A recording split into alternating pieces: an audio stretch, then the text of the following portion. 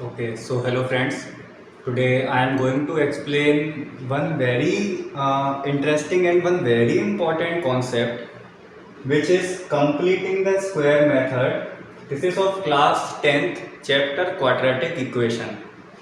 So friends, in this video today I am going to explain the proof of this method. ठीक है ना? So कैसे होता है उसको हम समझते हैं. As we all know that the general equation for quadratic is general quadratic equation क्या होती है हमारी ax square plus bx plus c is equal to 0. This is a general form of quadratic equation as we all know that. ठीक है ना, ये हमने quadratic equation के ठीक बेसिक्स में पढ़ा है. ओके, अब इसकी मदद से हम कंप्लीटिंग द स्क्वायर मेथड का प्रूफ सीखते हैं. वन बाय वन सीखते हुए चलेंगे. ठीक, स्टेप नंबर 1, सबसे पहले हम क्या लिखेंगे? This general form of quadratic equation ax square plus bx plus c is equal to 0. यहाँ तक कोई दिक्कत नहीं किसी को ना. स्टेप नंबर 2 में हम क्या करेंगे? Divide the coefficient of x square on both the side. हम एक्स स्क्वायर के कोफिशिएंट मींस a से हर टर्म को डिवाइड करेंगे. सो वी गेट, हम यहाँ पे लिख देते हैं divided by a on both the side. We get, जब हम इसको a से डिवाइड करेंगे तो हमें कुछ इस तरीके से दिखेगा ये.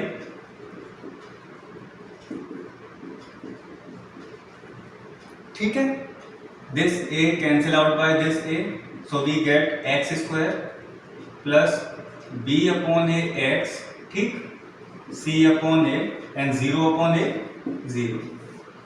यहाँ तक कोई दिक्कत नहीं. ये मेरा स्टेप नंबर 2 था. यहाँ तक किसी को कोई दिक्कत नहीं होनी चाहिए. ठीक है बेटे. अब now we comes to most important step. क्या? ये जो हमारा टर्म है b अपॉन ए एक्स, इसके x के कोफिशिएंट के साथ, सुनना ध्यान से, थर्ड स्टेप में मोस्ट इंपॉर्टेंट स्टेप है ये. अक्सर हम इसी में गलती करते हैं. इस टर्म में हम मल्टीप्लाई करेंगे,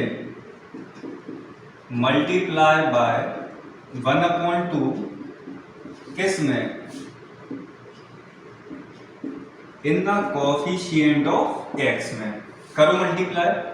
सो we get 1/2 into b upon 2a.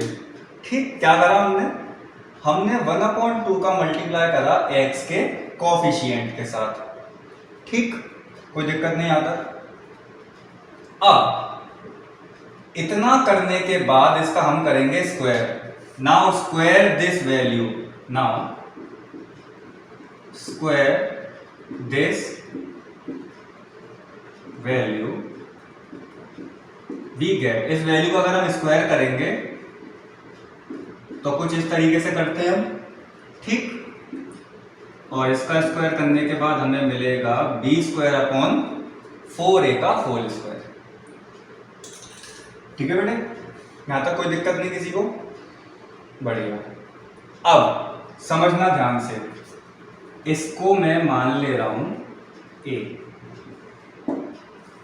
इस b square upon 4a square को हम इस टर्म में, इस वाले इक्वेशन में ऐड करेंगे और सब्ट्रैक्ट करेंगे. क्या बोला मैंने?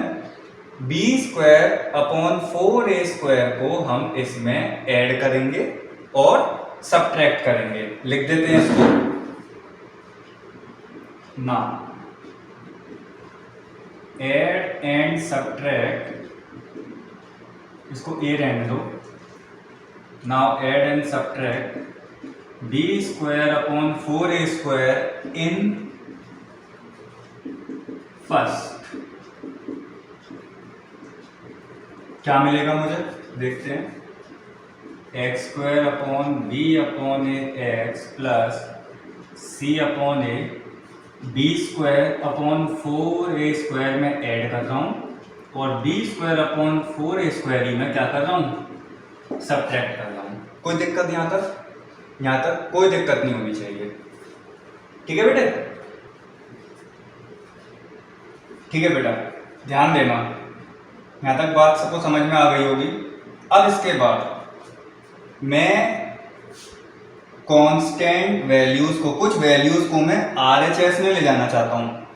ठीक, क्या मतलब है, देखो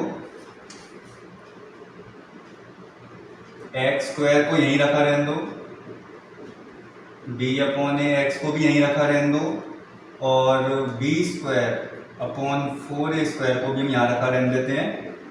एक टर्म को, B square upon 4a square को, एक टर्म को हम आरएचएस में ट्रांसफर कर दिया। And same as this for this minus का सी अपॉन ए। ठीक है, कोई दिक्कत नहीं आता, देखना ध्यान से। क्या मैं इसको कुछ इस तरीके से लिख सकता हूं,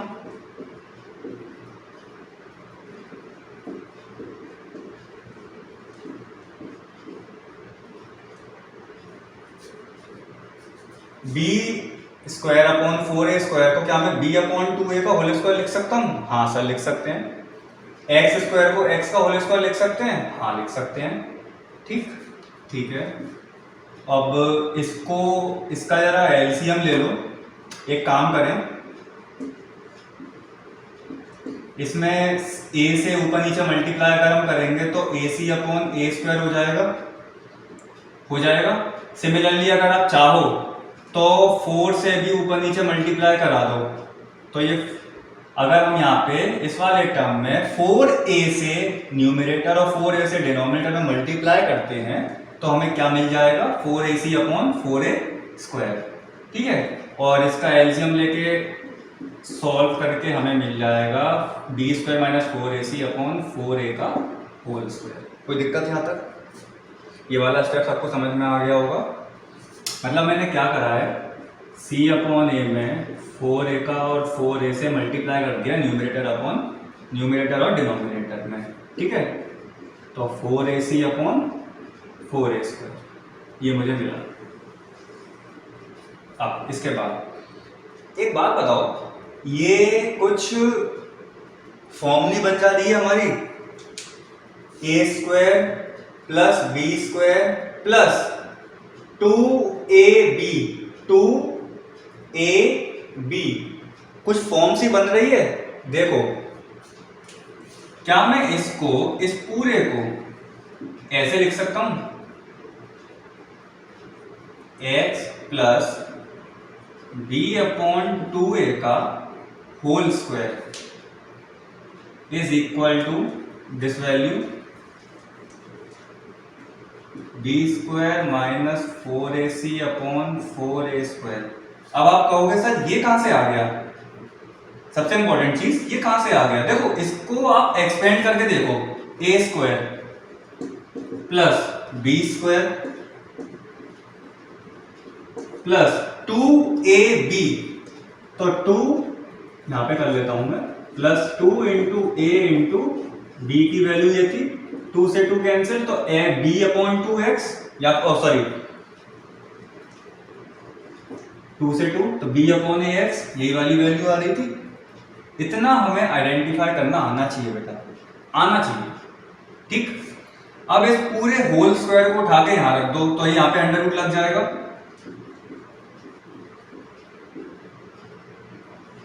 कुछ इस तरीके से। ठीक, अब इसके बाद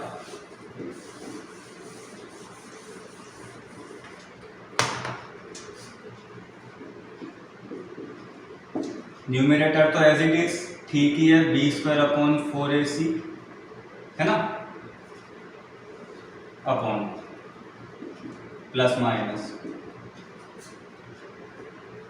ठीक है। और 4a का अगर हम 4a स्क्वायर का अंडर रूट निकालेंगे तो ये हो जाएगा 2a, ठीक है।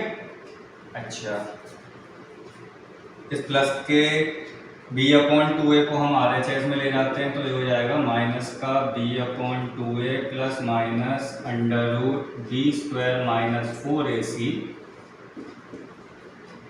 अब इसको फाइनल और सॉल्व कर दो तो मुझे मिल जाएगा x इक्वल टू माइनस का b plus minus under root b square minus 4ac whole upon 2a, LCM लेके। तो ये मेरा आ गया कंप्लीटिंग द स्क्वायर मेथड, ये मेरा फाइनल प्रूफ है। देखो एक समझने वाली बात है बेटा मेरे कि जैसे ये सबको कहानी समझ में आ गई होगी, ठीक है।